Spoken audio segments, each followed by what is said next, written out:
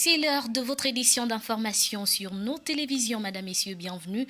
Voici les titres de ce journal. Le président de la transition a reçu ce mercredi à son cabinet les responsables de la presse privée. Au menu, le fonds d'aide à la presse privée qui est passé du simple au quadruple. Nous parlerons également de la lutte contre la cherté de la vie dans cette édition d'information. Dans le secteur de la restauration, les Gabonais s'interrogent toujours sur l'anarchie des prix dans les cafétérias. Puis, 4 décembre, c'est la journée internationale des banques, occasion idéale pour la rédaction de Nour Télévision de recueillir les avis des populations sur les établissements bancaires.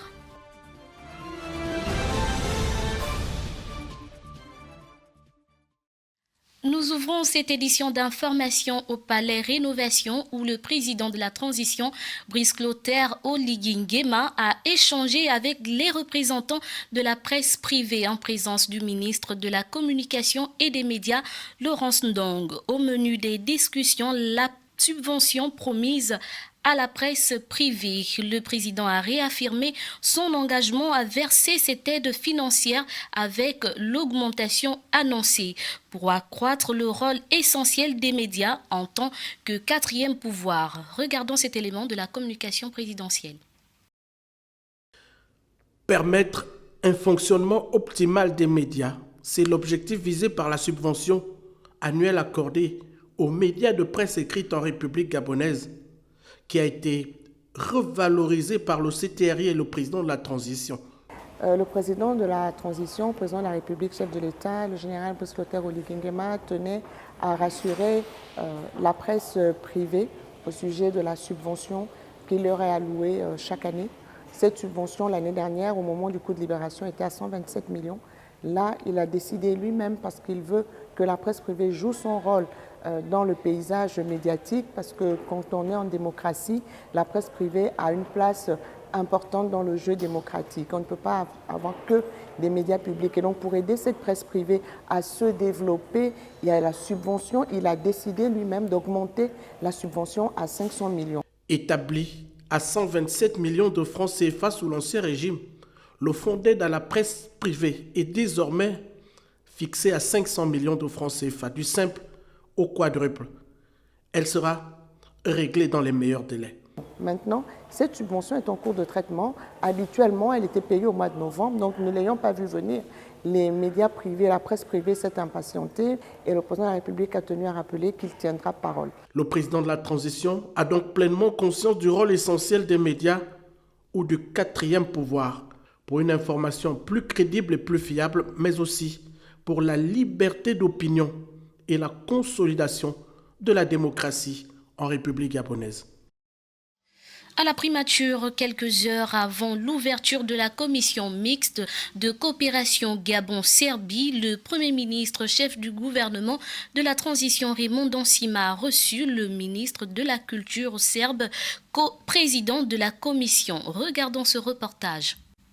Arrivé en terre gabonaise ce 4 décembre, le ministre de la Culture serbe, à la tête d'une forte délégation, accompagné du ministre de la Réforme des institutions, est venu présenter ses civilités au Premier ministre, chef de gouvernement de la transition, Raymond Dansima, avant le début des travaux de la première commission mixte de coopération Gabon-Serbie. La rencontre de ce matin avec monsieur le Premier ministre, chef du gouvernement de la transition, avait pour objet de redynamiser cette coopération, surtout suite à la visite du chef du gouvernement de la transition de notre pays en Serbie au mois de mai dernier. Cette séance de travail avec le chef de gouvernement a permis également à Muriel Mikoué de faire le panorama des différentes thématiques à débattre lors du déroulement des travaux qui ont succédé cette rencontre. Nous avons, dans le cadre de cette commission mixte de coopération Gabon-Serbie, différentes thématiques qui vont des questions politiques, questions économiques, commerciales, des questions sociales, voire des questions juridiques. Donc vraiment, c'est de présenter les domaines prioritaires pour lesquels la Serbie est prête à nous accompagner et pour lesquels nous aussi nous avons un apport en faveur de ce pays. C'est un échange gagnant-gagnant. La coopération Gabon-Serbie datant de plusieurs décennies s'est poursuivie récemment avec les accords de coopération signés en avril par le vice-premier ministre, ministre de la Planification et en mai par la visite de travail du Premier ministre chef du gouvernement de la transition, Raymond Dongsima, dans ce pays d'Europe de l'Est. La lutte contre la cherté de la vie reste une problématique d'actualité. Notre équipe est allée à la rencontre des différents acteurs de ce secteur, notamment tenanciers, consommateurs et les organisations en charge de la consommation. Qu'en est-il concrètement et pourquoi le secteur de la restauration express semble toujours faire l'objet de critiques? André Aseko et Faciana Manongo nous en disent plus. Un menu à titre indicatif et la réalité reste tout autre. Les cafettes, répandus dans les zones urbaines en raison des revenus modestes de certains compatriotes, sont des lieux très prisés à Libreville. Derrière ce décor d'un secteur en plein essor, se cachent parfois des incompréhensions pour les adeptes de cette restauration express. En effet, que l'on soit au PK7 par exemple ou au centre-ville, les menus varient de prix sans explication réelle. Un plat de spaghettis viande grimperait de 1000 francs CFA à 1200 francs CFA et parfois plus d'un endroit à un autre, même quand aucun traitement particulier n'est réservé aux clients. Chez moi, je reste au 5, je suis habitué à manger ça à 1000 francs. Une fois est arrivé un peu au niveau des Rio, je constate que c'est 1200 quand tu dis là. J'ai vraiment été étonné, ils sont que oh. Parce que c'est pas normal que le spaghetti coûte 2000 par rapport à 1000 francs parce que je ne peux pas payer un spaghetti à 2000. Parce que moi je peux préparer ça à la maison. 1000 francs, 500, tu peux faire un plat pour toi seul, alors de aller payer là où c'est 2000. C'est tragique en fait, 2000 c'est trop. Un spaghetti, c'est vraiment bizarre, c'est pas bien. Vous avez quand même payé? Non, je suis retournée, je ne peux pas payer. Je ne peux pas payer, je préfère aller où c'est 1000 francs que là où c'est 2000. Effectivement, oui, il se peut. Parfois, il y a au marché, on prend spaghetti viande, 1000 francs, mais il y a certains cafés aussi au quartier, 1200 en fait. Bon, moi, au Gabon, chacun impose son prix. On ne peut pas contredire à ce que l'autre veut. Il va dire non, la viande coûte cher, l'autre va dire non. En tout cas, chacun gère, chacun impose son prix. Pour Ibrahim Senje, président de l'Organisation gabonaise des consommateurs, la question est plus complexe qu'elle ne paraît. L'administration vous rappellera que nous sommes effectivement, vous l'avez rappelé aussi, dans un système de concurrence, libre concurrence. C'est-à-dire qu'on peut avoir 1000 cafettes, mais les 1000 cafettes n'ont pas les mêmes charges, n'ont pas les mêmes situations. Et donc, c'est des opérateurs économiques, mais qui supportent différemment les charges. Et donc, sur cette base-là, ils ne peuvent pas vendre les choses de la même manière, même si ce sont les mêmes spaghettis qu'on retrouve partout. Mais si l'opérateur économique a des employés, a des frais généraux très importants à supporter, certainement que ces arguments-là vont convaincre l'administration à lui permettre de vendre ses spaghettis un peu plus cher que l'autre. Mais il faut faire jouer la concurrence. Si vous trouvez que quelqu'un vend 1000 francs, allez-y regarder, peut-être qu'il y a un autre qui vend à 800, quelque part. Ou alors qui vendent même à 5000, pourquoi pas. Mais donc, il faut seulement regarder et dénoncer celui qui vendrait un peu plus cher s'il n'a pas d'homologation de prix. Interrogé sur la question, les tenanciers de ces lieux de restauration refusent tout contact avec la presse. Il faut user de subterfuges pour tenter d'obtenir quelques informations. Nous optons pour la caméra cachée. Cette fois, la langue se délie. Qu'est-ce qui peut justifier cela? Ça, c'est le commerçant, c'est pas tout. Ça, c'est le commerçant qui fait ça comme ça. Quoi, c'est les commerçants qui vous amènent à...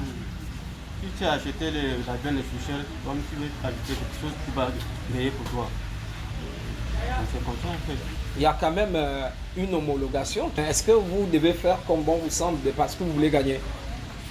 Je ne sais pas. C'est pas moi qui va partir au marché. Qui part au marché? Je n'ai pas la sortie. Ok, bon, merci, il n'y a pas de problème. Au Gabon, la cherté de la vie fait grincer les dents. Les nombreux efforts consentis par les autorités compétentes n'ont toujours pas trouvé un écho favorable pour les 2 400 000 Gabonais qui vivent sur le territoire national. Une véritable épine dans la chaussure du gouvernement de la transition. Il est devenu quasiment impossible d'arpenter les artères de Libreville, la capitale gabonaise, sans tomber sur des poubelles dont les immondices débordent à même les trottoirs, rendant incommode la circulation tout en représentant un danger pour la santé publique des habitants. Le cas du quartier Bellevue 1 illustre parfaitement le sujet. L'incivisme des riverains vivant à Libreville, la capitale gabonaise, prend une autre dimension avec ce phénomène de déchets ménagers directement déversés sur la voie publique. Incontestablement, cette situation est un véritable problème de santé publique, non seulement pour les usagers de la route, mais également pour les habitants, à l'exemple de cette matriarche atteinte à ce jour de la tuberculose. Je demande l'aide de m'aider ou bien d'enlever la poubelle ici, là. Si moi aussi je peux respirer. La poubelle qui est en face de nous, vraiment, là même c'est bien parce qu'ils sont venus enlever ça ce matin. Mais parfois ça fait 5 jours, 10 jours là. Nous avons les mamans, nous avons les enfants qui tombent malades régulièrement. Vraiment c'est compliqué. C'est là-bas nous-mêmes aussi, les habitants de ce quartier qui ne sont pas disciplinés.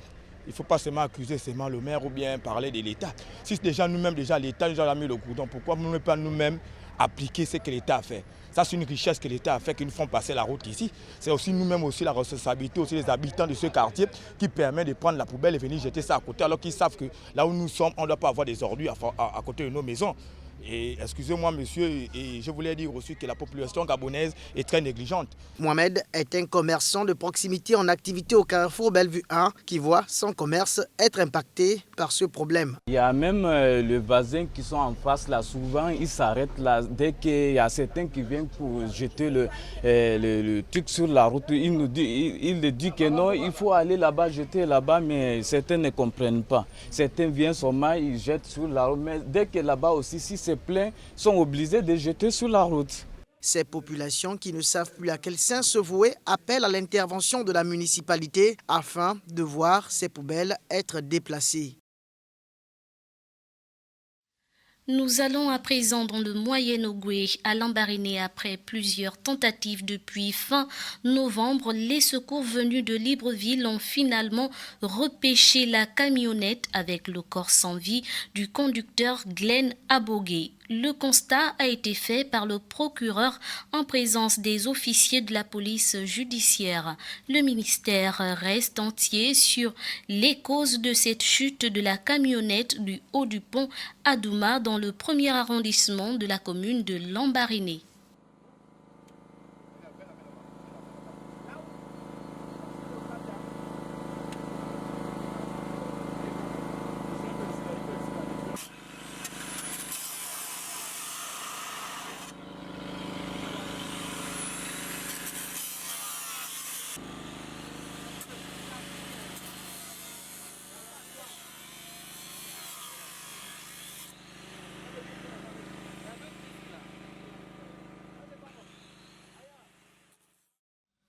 Je vous propose à présent d'écouter cette réaction du procureur de la République au terme des fouilles. On vient de terminer avec le constat du décès du jeune Glenn Abogué. Le corps a pu être extirpé du camion dans lequel ce dernier avait été coincé pendant plusieurs jours après justement sa chute au fond des eaux de l'Ogooué. L'opération, comme vous l'avez remarqué, a été extrêmement difficile, mais autour de 19h, avec l'appui d'une personne de bonne volonté qui nous a offert sa grue, on a pu remonter le camion jusqu'à la surface, le déposer sur la berge et ouvrir le dit camion pour sortir le fin. Il a été automatiquement identifié par son père. Donc il n'y a plus de doute dessus, c'était bien le jeune Glenn Abogué qui était à l'intérieur du camion.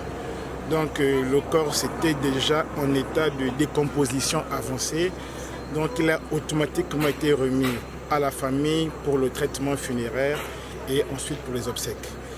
L'enseignement à tirer, c'est surtout au niveau de la sécurité dont doit faire preuve tout le monde. Il y a ici beaucoup de défaillances à ce niveau.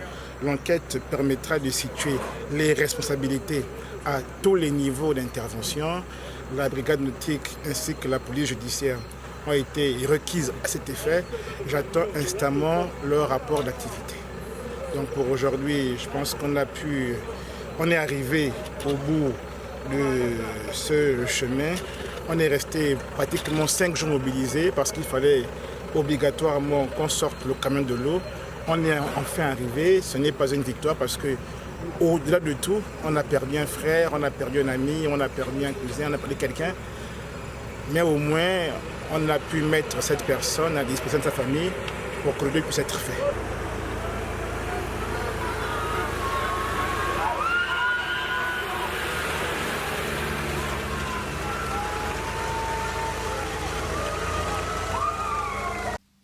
Toujours dans le mois de sensibilisation sur le VIH-Sida, au quartier Kingélé, dans le 3e arrondissement de la commune de Libreville, les habitants ont bénéficié ce mercredi 4 décembre 2024 de la campagne de dépistage et de prise en charge de proximité de personnes vivant avec le VIH-Sida. C'était en présence de Marie Alewina et Hadj Isiak Fafoumi. C'est plusieurs stands de dépistage contre le VIH-Sida érigés dans multiples quartiers de la capitale de Libreville. À l'occasion de la campagne de dépistage et prise en charge de proximité des personnes vivant avec cette maladie, le quartier Kingélé, dans le 3e arrondissement de la commune de Libreville, a refusé du monde ce 4 décembre 2024 pour ce dépistage. Si le dépistage est organisé à Kingélé actuellement, c'est par l'entremise de l'association Kingélé d'abord avec un fils de Kingélé qui travaille au niveau du ministère de la Santé. Nous avions voulu, sans pour autant passer là-dessus, nous devons dire également merci au ministère de la Santé, merci à l'Organisation internationale pour la santé qui est l'Organisation mondiale pour la santé qui est dirigée par les Nations Unies, sans oublier les plus hautes autorités de notre pays qui ont voulu une fois de plus amener quelque chose de bon à Kingélé. J'ai apprécié l'initiative de ce matin, donc le dépistage dans notre quartier. Ça nous arrange, c'est pour prendre soin de notre corps, notre santé. Ce n'est pas une mauvaise chose. Il ne faut pas que les gens ont peur. Tu sais, dans notre pays, on prend des précautions. Quand on te découvre que tu es malade, aussitôt, on te prend en charge pour te soigner. Tu peux vivre longtemps avec le sida si tu es sous traitement. Un événement qui a vu la participation du directeur du programme national de lutte contre les infections sexuelles.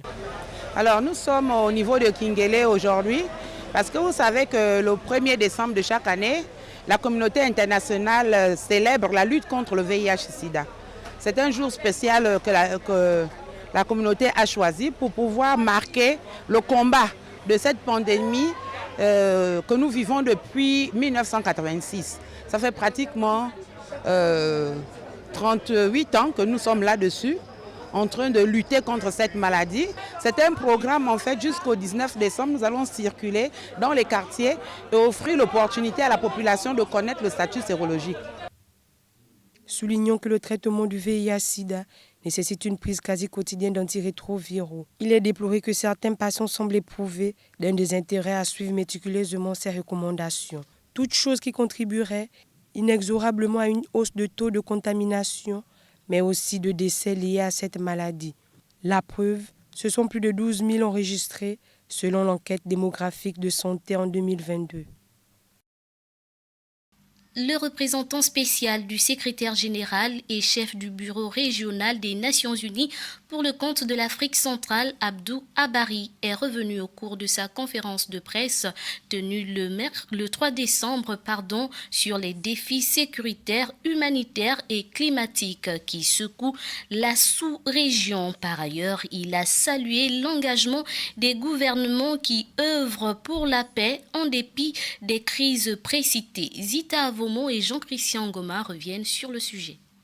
Lors de son échange avec les médias nationaux et internationaux le 3 décembre 2024, le représentant spécial du secrétaire général et du chef du bureau régional des Nations Unies pour l'Afrique centrale, Abdou Abari, est revenu sur les défis sécuritaires, humanitaires et climatiques de la sous-région. De la piraterie maritime à l'expansion des groupes armés, à l'occurrence Boko Haram, et des activités terroristes dans le bassin du lac Tchad, la crise persistante dans les régions du sud-ouest et du nord-ouest du Cameroun, ainsi que la situation à l'est de la République démocratique du Congo, sans oublier les impacts négatifs du changement climatique sur la paix et la stabilité. Le diplomate a signifié qu'au cours de cette année 2024, presque tous les pays d'Afrique centrale ont été frappés par des inondations et des précipitations intenses touchant plus de 3,2 millions de personnes. Au Tchad, la situation dans laquelle vivent des centaines de milliers de réfugiés qui fuient la crise au Soudan reste préoccupante. Il a d'ailleurs félicité les autorités gabonaises pour le bon déroulement du référendum constitutionnel et le dialogue national inclusif, ainsi que les journalistes et les membres de la société civile. Permettez-moi de m'arrêter à ce stade pour remercier nos partenaires, y compris les gouvernements, les organisations sous-régionales et régionales, particulièrement la CEAC, la société civile et les agences du système des Nations Unies pour leur engagement continu. Je salue également le rôle crucial des médias qui nous aident à informer et à mobiliser les opinions publiques. Abdou Abari a cependant alerté que la menace des changements non constitutionnels de gouvernement reste toujours une inquiétude pour la région, évoquant notamment les récents événements en République démocratique du Congo. 4 décembre 2024, on y célèbre la journée internationale des banques décrétée par les Nations Unies. Occasion pour notre rédaction d'aller recueillir l'avis des Gabonais sur les établissements bancaires du pays après le scandale financier de certaines institutions financières. Regardons ce reportage. Après le scandale orchestré par certaines institutions financières du pays, ce 4 décembre, marquant la journée internationale des banques, est l'occasion de recueillir l'avis des Gabonais sur les établissements bancaires. On est plutôt banque, après ça dépend de la banque. Parce qu'en fait, les microfinances, là, pour ce qui s'est passé avec BRSA, c'est ça? Je crois que c'est une microfinance. Bon, au niveau du Gabon, les microfinances ne sont pas toujours trop fiables. Mais si c'est pour la banque, il y a des banques qui sont bien installées. S'il y a un choix à faire, je pense que je dors mieux quand mon argent est en banque. À la maison, il y a des problèmes, je peux me faire braquer. Et il y a ça. Je pense que c'est un pis-aller, c'est le moindre mal. Si pour la grande majorité des Gabonais, il est indispensable de placer son épargne et autres dans une banque, ces derniers souhaitent néanmoins que ces établissements proposent à leurs clients des offres plus attrayantes. Je conseillerais à tous les Gabonais d'avoir un compte au niveau de la banque. Et maintenant, il faudrait que la banque puisse mettre des produits attrayants auprès de ses usagers. C'est ça le fond du débat. Mais tel n'est pas le cas. Parce que la banque n'est pas une structure à but non lucratif, elle est à but lucratif.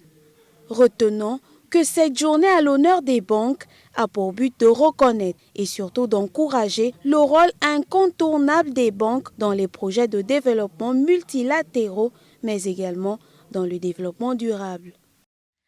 Avant de mettre un terme à ce journal, parlons de cette information qui nous vient de la Comilogue. La menace de grève des agents de la compagnie minière de Logoué est rentrée dans sa phase d'exécution hier, mardi 3 décembre. Au piquet depuis près de 48 heures, les grévistes n'ont pas reculé d'un iota et ne comptent plus céder sur leurs revendications, cette fois-ci sans issue favorable. Nous y reviendrons au cours de nos prochaines édition d'information.